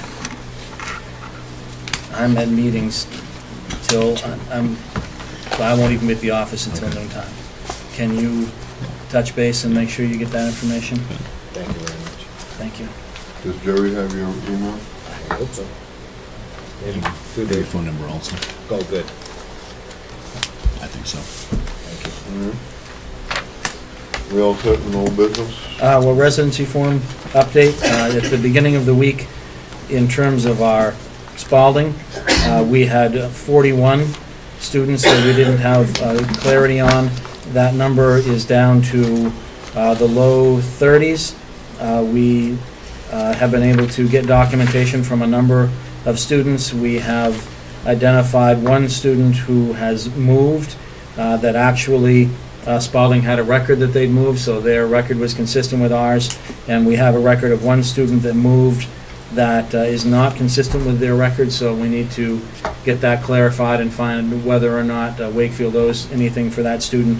I got information tonight about another student, so according to my records, we went from 42 on Monday to 32, at 41 on Monday to 32 at the present time, and we're working towards 0. Is the truant officer still Yes. working on these? Yeah, he is the one that that got us 8 information on 8 in this week. Have we given the truant officer or your office a clear, I think we need to make a clear deadline for this, because this is absolutely, I feel that it's absolutely ridiculous that it's carried on this far, and I'm hoping that at the policy meeting we can come up with a policy that makes it so maybe they go out in August and they're due back before the kids go to school. But it just seems absolutely ridiculous that we can't confirm that these kids live in this district. I'm actually going to propose, Bonnie, that we do it June 1st. We send that out. That's fine. And then we start getting these things rolling in, and we get the people who are that we have currently, which will be the majority of our students for next year, that we start getting this in, before the school year even starts. Most people know where they're going to be next year, for the most part, and we can get the bulk of them done. Here at the Paul School, what we started doing today was instead of trying to have, what you talked about is Wayne working overtime, decided to use the alert now, and I'm going to send it out 7 days a week to those people who have not, and I can pick and choose who it goes to. And so that's what I'm doing now. We got 5 in today, just do that. Have we mailed certified letters to these folks? Yes, I have answered that question. I know you answered it the other night, but I'm just, if they're signing for them, we know that they live there and they're just not returning, is that the issue? We need to have the records, because having a post office box in a community does not necessarily mean that you live there. I absolutely understand that. So we need to have the forms that we need to determine residency. And at what point in time do we, what is your expectation to have this done? I was hoping to come tonight and really have a number of like 3. And I know you're huffing at me, but I'm just kind of thinking, yeah, me too, I wish. I'm the money, I take care of money, and I understand that Rochester has their issues with us, and the fact that we can't seem to get this under control, it just seems ridiculous to me. I really think we need to have a policy with some teeth on this. Yep. And that if we don't have them by the start of school, they don't walk in the door. And it's gonna be a tough pill to swallow. I'm gonna hear about it. You're gonna hear about it louder. And I think I think it's hard to have a policy that insists upon something so important without having teeth. Yep. And it has some kind of consequence. Right now, we don't have a consequence.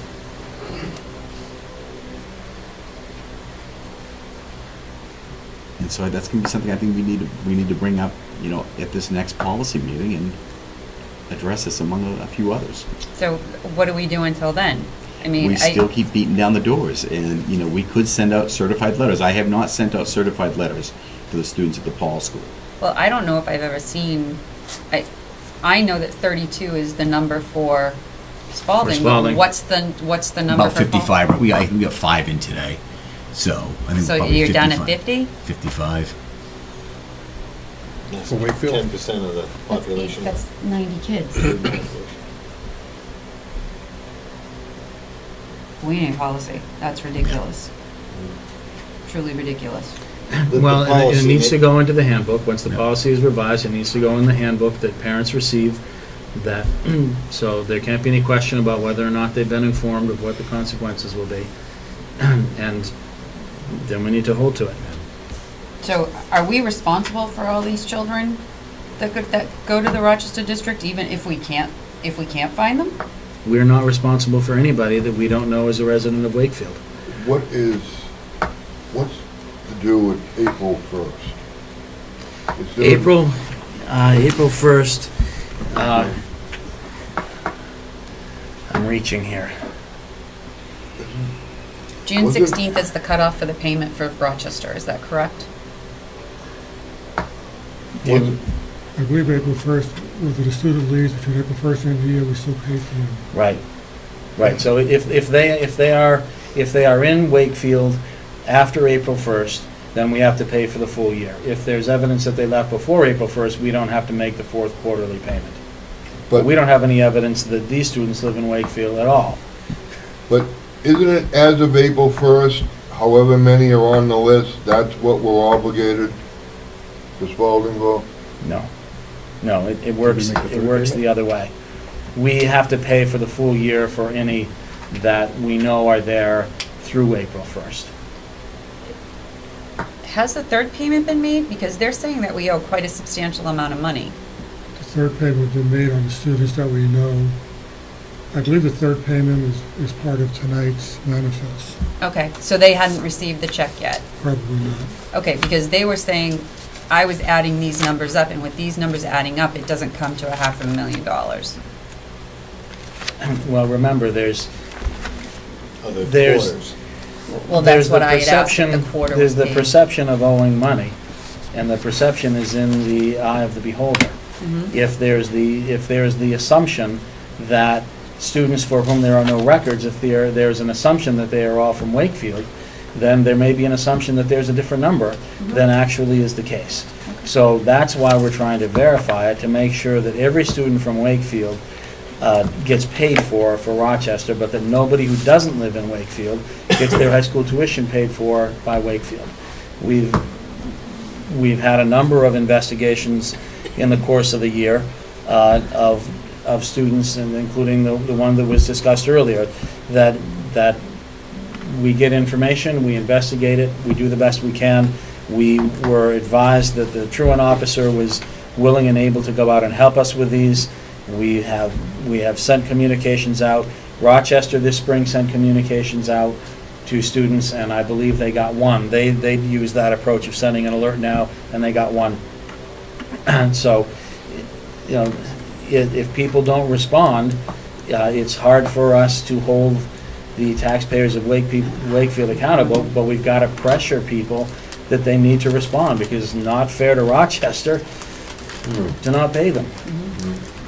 Well, if there's, I'm looking at last names. If there's people in the system, or in the, you know, that may come in and volunteer or something like that, is there a way of transferring that information, you know, from the administration or the office? Is there a way to say, well, we're writing this person a paycheck and their address is right here. They haven't filled out a residency form, but we know, because we're mailing them a paycheck, that they're here in town. But we don't know. If you were aware of how many divided families that we have.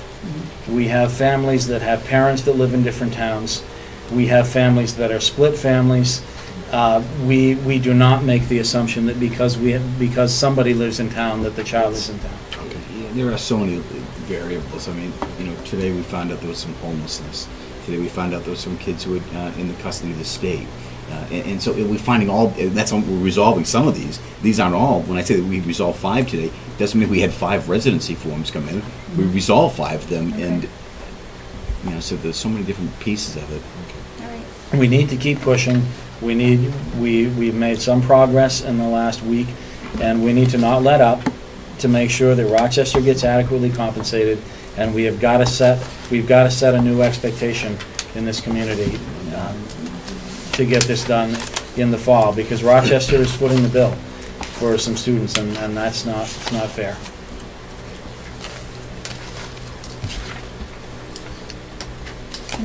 Can I get on that committee too, now that I think about it? Is there a committee? Weren't we going to set up with Rochester a committee about that? There was going to be one set up if there was a need for further discussion. Everybody was continuing to pursue, but at some point the discussion was there might be a need to get both parties together. I think getting both parties together, because my understanding from former board members, and I don't know how far back this was, Steve, was that in the past, Spaulding was willing and able to call students down and say they were not going to be able to attend, or there were going to be consequences for students that didn't have residency forms. They have decided in the last, I don't know how many years, but in recent years that they couldn't or wouldn't do that. And that's their choice. So I found it was helpful. We had worked with them and asked for their assistance throughout the year.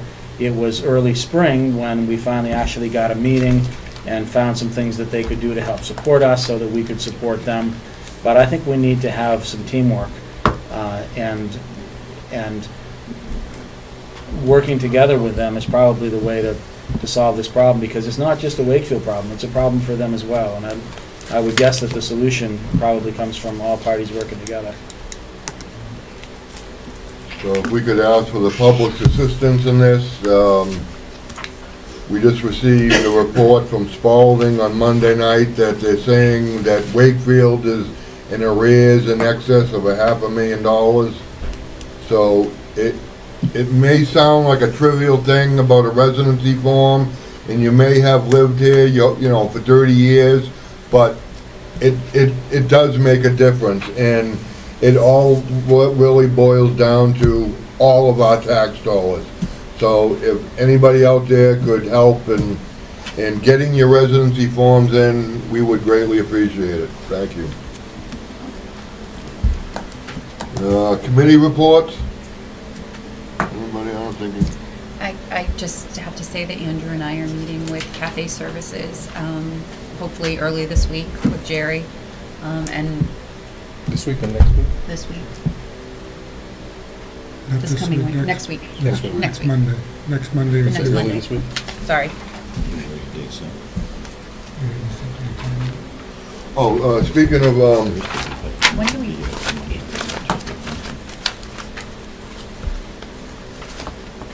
Jerry, facilities? Facilities? You want to bounce that off Mr. Fogg? You share with Mr. Fogg your thoughts that you had earlier today? Help me out. I had a lot of thoughts today, Steve. What were we talking about? We were talking about the land next door and who was handling that. Yeah, we are gonna need with the previous real estate agent who was dealing with both representing both the seller and the buyer. We really need to probably come up with somebody else who can represent the school. And I think we probably need to sit down with Joe Williams, who is the representing the seller, and so we can kind of figure out who out of the same office or another office can represent the school, so that we can get on this, so that when July 1 hits, we can hopefully close on that property and start doing some preparation for construction, or deconstruction at this point. I can't do it tomorrow. Friday, I'm sorry. Friday's good. Can I ask when the wellness committee meets again? You could, but I couldn't give you an answer. Okay, if you could, I don't know who the chair is, so I Yep. don't know who to call. I will. And then I was also technology committee, as well as Thought we weren't having a board representation on the technology committee. Well, you had said if we needed it, we could be available, but you weren't sure if there'd be any You know, meetings this year. Was that the, we don't need it on, I don't think we need it, we don't legally need it on, or by DOE or process for the tech committee. But I'm not sure if we need it for the tech plan. Okay. I think Mr. McIntyre? I think you do, but I couldn't swear. think We that's will fine. be, I get the tech plan, that I can tell you. Do you know who the chairman is of the wellness committee? Jeff Boynton. Jeff Boynton. I've made a note to inform you of the next Tech and Wellness Committee dates and locations. That's great, thank you. Do you have a You time? get back to you the could- tech committee when I give you a call tomorrow. That's great, thanks. Do you have a time Friday you could, You can tell me and I'll be here. do you have a time? What works best for, 8 o'clock in the morning. We could do 8 o'clock in the morning, if you can do 8 o'clock. does that work for you with the school? Certainly does. The kids? Yep, in that the would be building? fine. Yep. So if You this can is get a, it. if this is a committee meeting and you're gonna have it at 8 o'clock on Friday, it's gotta be posted before 8 o'clock tomorrow morning. That's right, so Okay. can you, oh, you're not Can gonna be I? in the office. I won't be back in the office I before can. 8 o'clock in the morning. I can. Okay. Can you get a hold of Kathy? Big U, and she can, or who can someone post it on the We web? can just post it ourselves on the, here, and I can send it to Kathy. If you send it to Tony, she'll definitely put it on the town It's hall. got, Town you, hall. What's your it's suggestion? gotta, it's gotta be up 24 hours in advance. Kathy Vigu is not in tomorrow. You can send it to Kathy Bordeaux, who typically is there before 8 o'clock, but you need to confirm that it's been received and it's been posted by 24 hours in advance. I will confirm that in the morning, Okay. and I will call you. Would it make it Well, It easier? may be to- more practical if you met a little bit later to make sure that we can get the posting done in time. 8:15. That's why you're the super, that's why you're the superintendent. Yeah. What time would be better if you, would a little later be okay? Yeah, A he little took later back will be with fine. 8:15. I'll call and let you know exactly when we get it How about- posted, and that will be the time we have it on You Friday. wanna do 9? 9's fine. 9 Whatever o'clock. works for everybody. Don't understand. Or whatever works, Jerry, and let us know, please. Yes, sir. After it's been properly posted. Yes, sir. All right, thank you. Everyone all set with minutes? Public comment? Judy? Where, I couldn't hear very well on the computer discussion. Where would you find that money in the budget to buy the 6 computers? At this point, we don't know, it's We just don't know. discussion. It's a discussion, it's an idea that we're looking at. And my other question is, could someone explain what the SWIFT grant is that the administration is looking into? Yeah, it's, I wish I brought my material on that.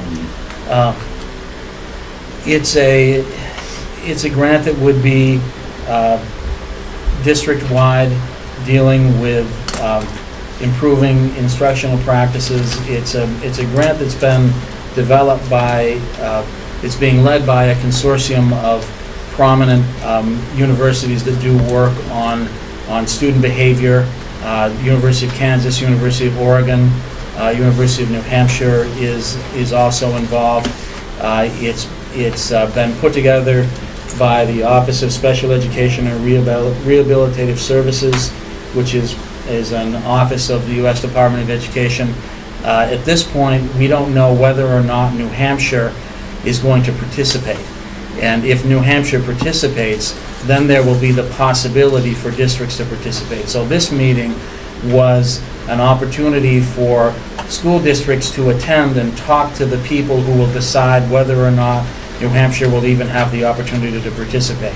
So they were looking for us to share information about the work that we're doing, whether or not the work that we're trying to accomplish is consistent with the goals of their grant, whether or not New Hampshire is well placed to benefit from these resources. So really it was us providing them input at this point. They will then come back and say whether or not they've adopted New Hampshire as a state, and only at that point would we be in a position to decide whether or not we were interested in pursuing that grant. So it's a multi-step. There hasn't been any commitment at this point on our part that we would want to be a part of it.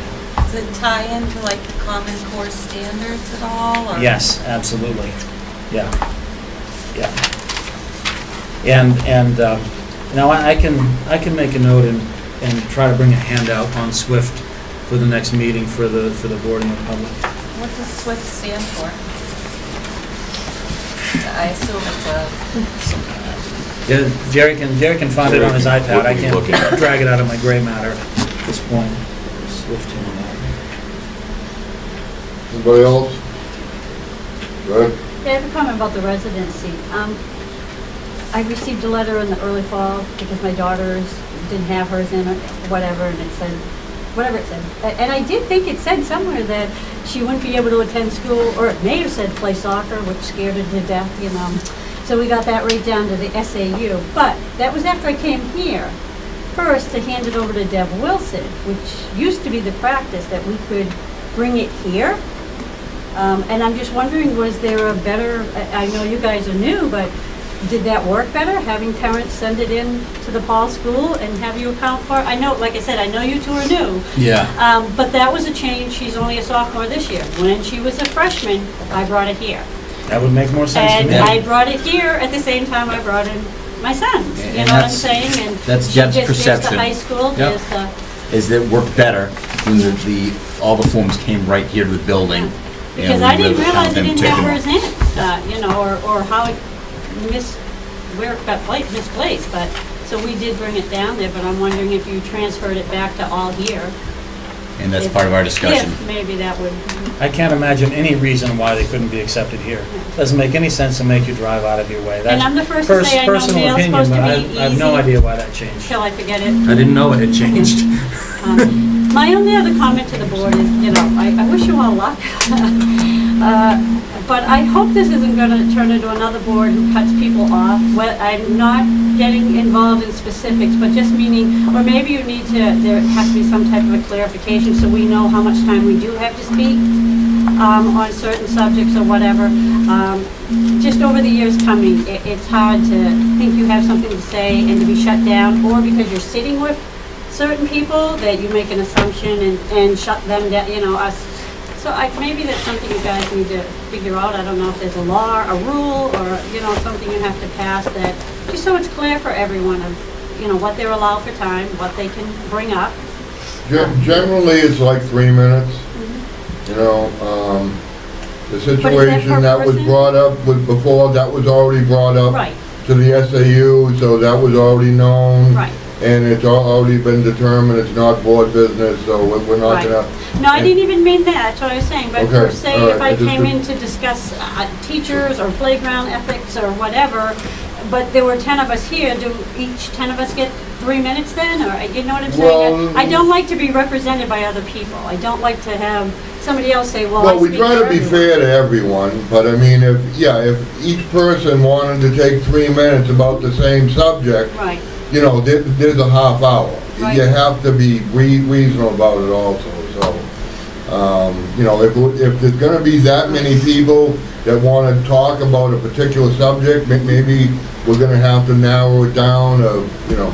I just think it helps if we all know, just for some clarification, and then there's no, you know, hurt feelings or feeling like we're getting stuffed, you know. Right, well, yeah, that's understandable. Okay? All right, thank you. So, speaking about clarification, I've had an awful lot of people asking me this question, and maybe you can explain it because I haven't been able to. If you're a school board member and you're at a selectmen's meeting and you're discussing school board business, how can you be acting as a member of the public? I can't figure that out. Could you explain that, Mr. Brown? On. When I wake up in the morning, put my feet on the ground, I'm a father first, a husband second, citizen third, school board member would probably be fourth.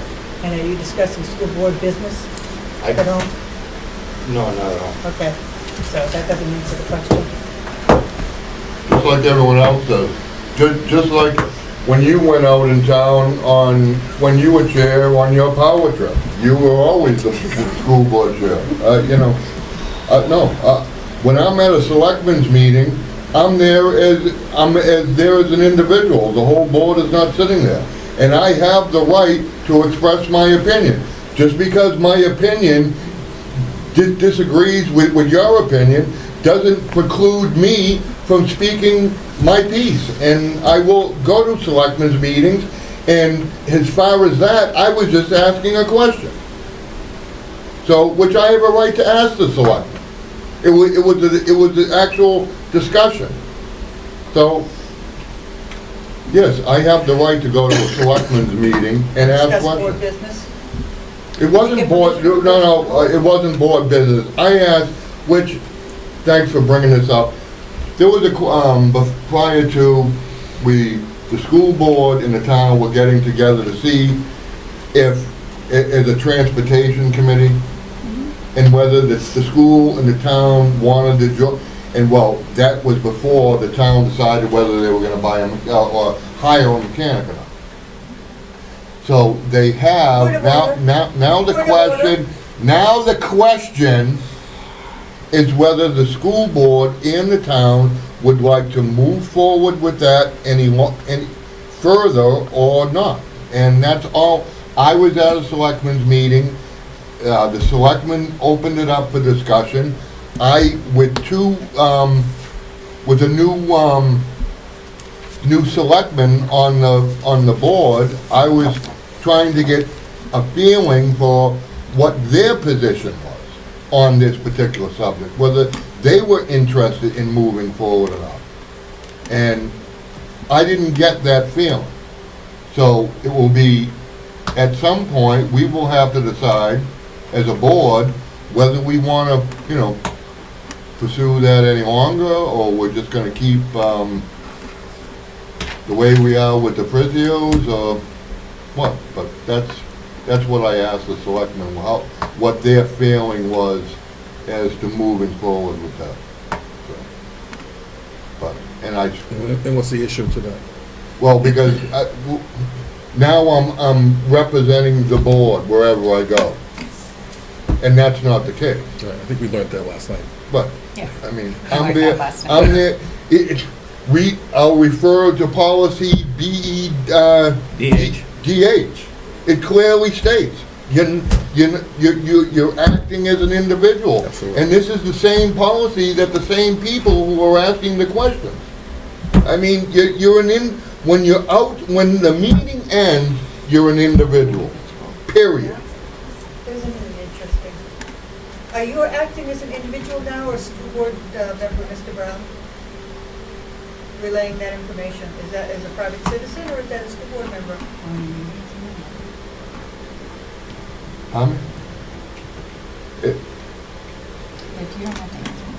We're done. You want me to say anything or no? Go ahead. The only real speaking on behalf of the school board is the board's minutes.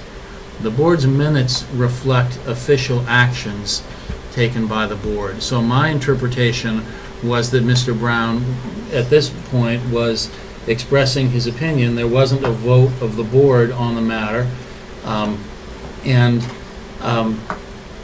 My understanding, and it's really fuzzy, is that board members, if they're in a situation outside of a board meeting in which it could be perceived that they might be representing the board, simply need to clarify, although I'm a board member, I'm here on my own behalf. I actually remember you saying that at a Crow meeting that you and I both attended. Yeah. You were very clear on that point, and I think that's something for all members of the board to try to to express when they're in public settings. And if a question comes up in a public setting on a matter on which the board has acted, at that point the board member would then say, well, the board has taken a position on that, and the board's position was whatever it is.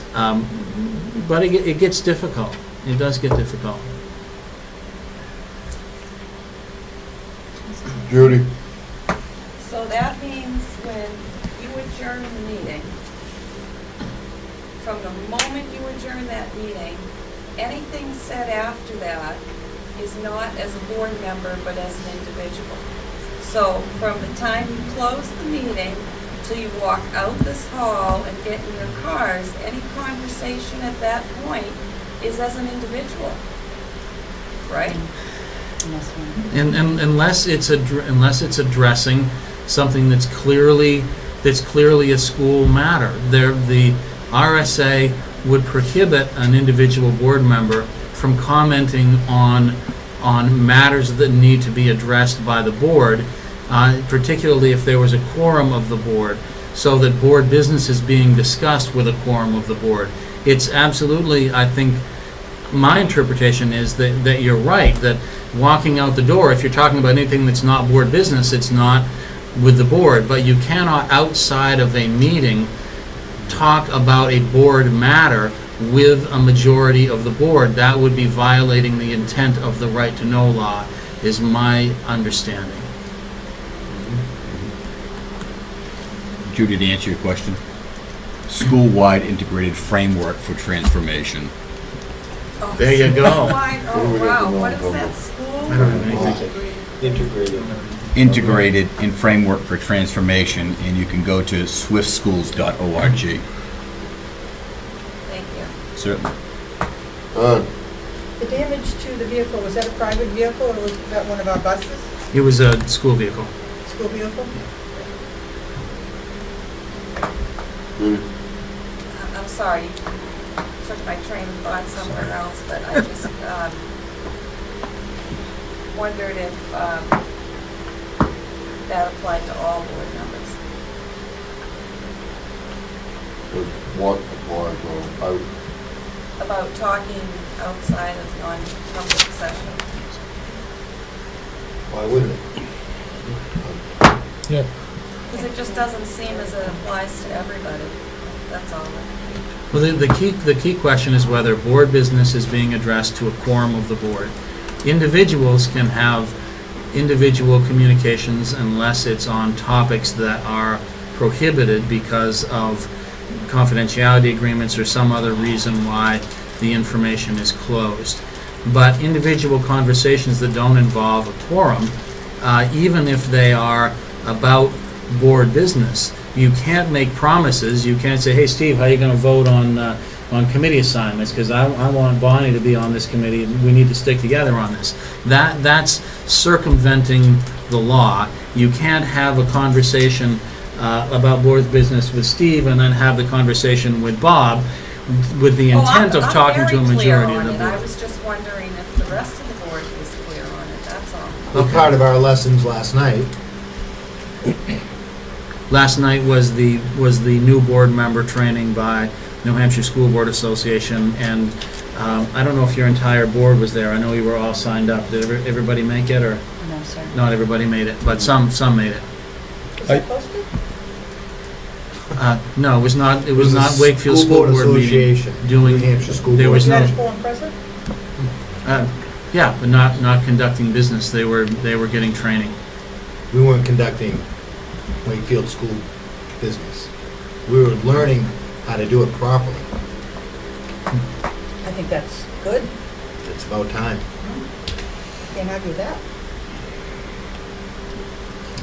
Charlie? I'm kind of curious, Priscilla, you're running the camera?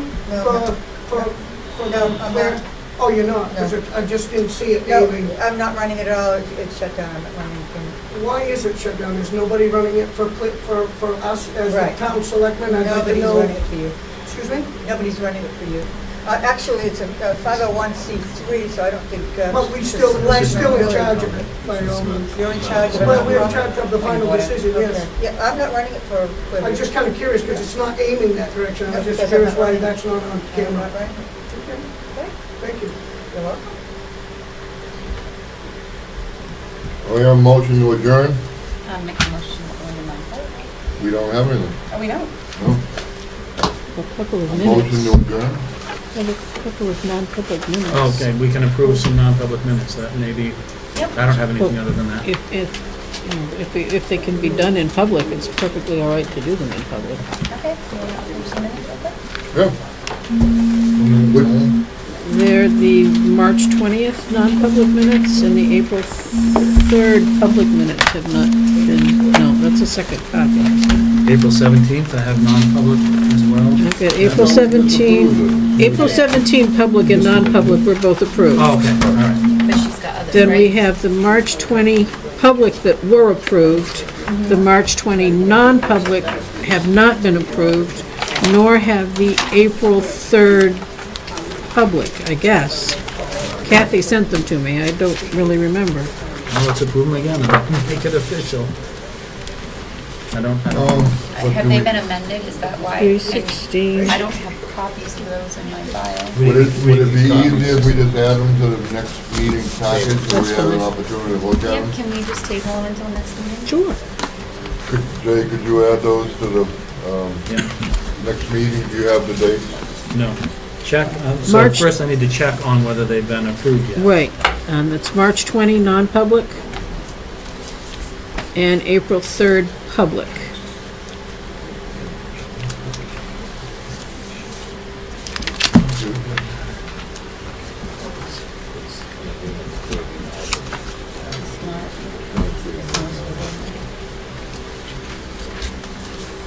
All right, so we're taking care of that. Can I have a motion to adjourn, please? You made the motion, did you? Yeah, I need a motion to adjourn. I second that. All in favor? Aye. Aye. Thank you, have a good night.